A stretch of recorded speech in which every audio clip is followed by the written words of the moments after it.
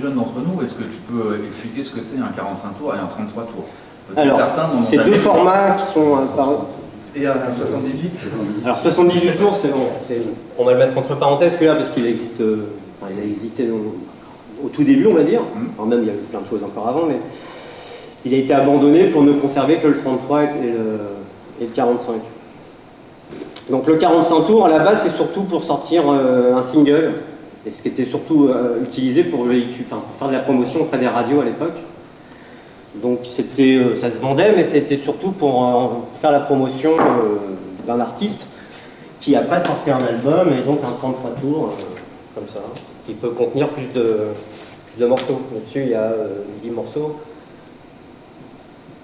Et donc voilà. Et la durée maxi sur un 45 tours de... Sur un 45 tours, c'est 4... alors, ça peut être plus long, mais au plus on grave une longueur importante, au moins au plus on perd en dynamique. Donc c'est plus intéressant de graver que 3 minutes. Il y a des 45 tours qui vont jusqu'à 5 minutes, mais du coup la dynamique baisse, donc ça ne fait pas des 45 tours de qualité. En général, c'est 4 minutes maxi. 4 minutes, 5 minutes. Et sur un 33, c'est 2 fois 20, on va dire.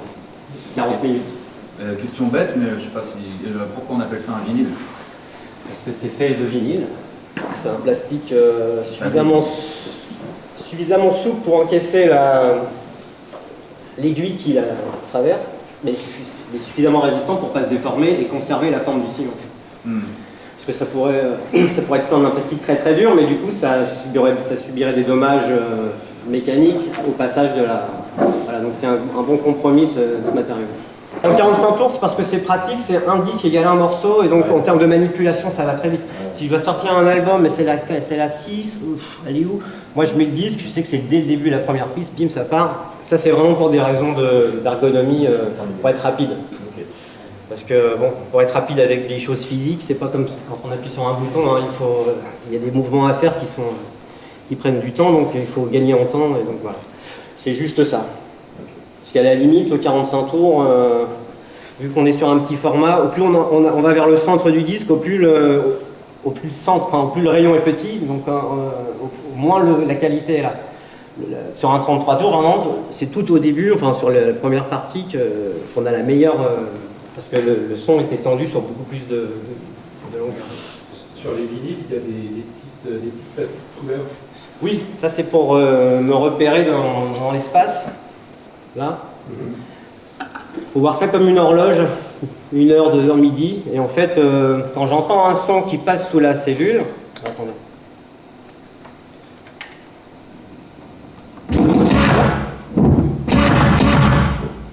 Là, je sais qu'en fait, quand j'imagine une ligne, enfin, il faut imaginer quelque chose une ligne transparente comme ça, et quand la pastille va passer, je sais que le son va se produire en fait.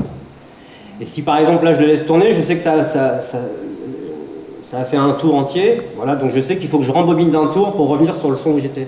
C'est un repère dans l'espace. Est-ce que la musique influe sur la façon de faire mixer de faire tourner les disques? Est-ce qu'il y a une sorte de groupe dans la façon de jouer dans la musique lourde, funky? Est-ce que tu vois les types de musique, il y a une façon un peu plus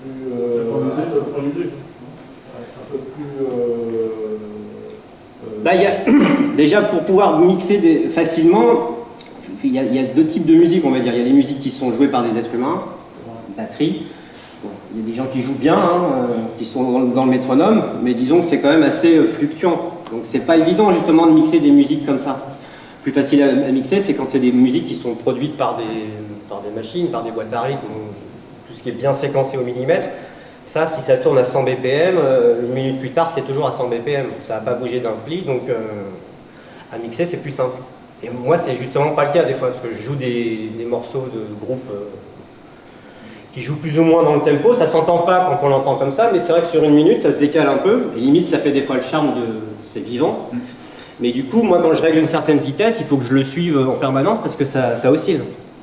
Donc là, c'est plus compliqué, ouais. Parce qu'à l'époque, ça n'a pas forcément été enregistré au clic. Ouais. Donc ça peut... Ça dépend, il y a plein, oui, voilà. Surtout dans les années 60, où c'était plus des prises comme ça, beaucoup plus brutes, qu'après dans les années 70, où ils ont été un petit peu plus rigoureux. Bon, voilà. Comment tu gères du coup deux morceaux qui n'ont pas forcément la même gamme, pas forcément si c'est pas la même gamme, bah déjà moi, là je vais vous montrer, tous mes titres, enfin mes 45 tours, justement c'est bien parce que c'est un disque, un titre, et donc je peux y mettre une annotation et c'est pas comme si j'avais un album où je devais mettre... Voilà, donc là j'ai mon morceau, il est à 98 BPM et puis il est en fa dièse mineur. Donc en général, moi quand je mixe des morceaux, j'essaie qu'ils aient un tempo assez proche et en plus qu'ils soient dans la même gamme. Ou des trucs qui pourraient s'harmoniser quand même. Si ça s'harmonise pas, je suis pas obligé de les mettre superposés, je les mets bout à bout en fait. Ou alors je prends juste une partie, je les laisse pas ensemble ou après ça dépend, il peut y avoir des dissonances qui peuvent être intéressantes, mais bon. En général, moi ce que je recherche, c'est justement deux choses qui vont s'harmoniser entre elles et qui vont faire un troisième morceau à l'issue des deux. Mais voilà, c'est surtout le tempo qui fait le... Parce que alors, il faut savoir un truc en vinyle, c'est que quand on accélère, quand on veut augmenter le tempo, ça altère la tonalité, ça la fait monter, ça devient plus aigu. Ce qu'on n'a pas justement avec les ordi qui eux permettent de faire du time stretching, c'est-à-dire que ça augmente ou ça fait baisser le tempo, mais ça conserve la hauteur de note. Ok. Est-ce que tu peux nous expliquer concrètement les platines, comment ça marche? Ça marche dans un sens, ça marche dans l'autre, qu'est-ce que ça fait sur le son? Alors, une platine. Bon, donc, est-ce qu'il y en a parmi vous qui ont déjà utilisé des platines vinyles? On lève la main ceux qui ont déjà utilisé des platines vinyles. Pas pour faire du mixage. Non, déjà des qui ont déjà mis un disque vinyle sur une platine. Ah oui. Ok, bravo. c'est forcément du mixage. Okay. Bon, bah, de toute façon, c'est une source audio, comme une platine CD, hein, sauf que... Qu'est-ce qu'il faut que j'explique juste le... Ouais, bah, comment ça marche quand tu places, parce que certains n'ont jamais utilisé du tout. Donc je dois mettre le bras qui tient la cellule. La cellule, en fait, c'est ça. Ça, c'est la pointe, ce qu'on appelle l'aiguille. En fait, l'aiguille, quand elle va dans le sillon... Le sillon, en fait, c'est ce qui est gravé dans le disque. Il n'y en a qu'un, hein. Il commence au début, puis ça fait une spirale jusqu'à la fin. Et en fait, si on fait une coupe, ça fait deux plans comme ça, gauche-droite, la stéréo. Et le sillon, enfin la pointe vient se mettre dedans, et en fait, quand elle avance, elle oscille comme ça. Et ça crée une vibration. En fait, cette petite pointe, elle est baignée dans une bobine, et ça crée un courant électrique qui, en fait, modélise à l'image des mouvements mécaniques, produit un signal électrique à l'image du mouvement. Et ce signal électrique va arriver dans le bras et va arriver dans la table de mixage, qui va être amplifié. Donc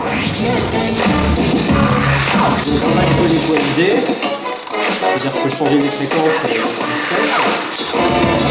on peut aussi la couper tout simplement.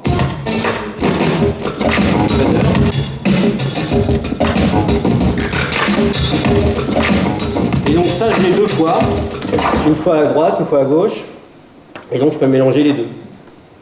Soit l'un, soit l'autre, soit les deux en même temps, et je peux passer de l'un à l'autre avec le crossfader. Je sais pas si... Ouais. Question?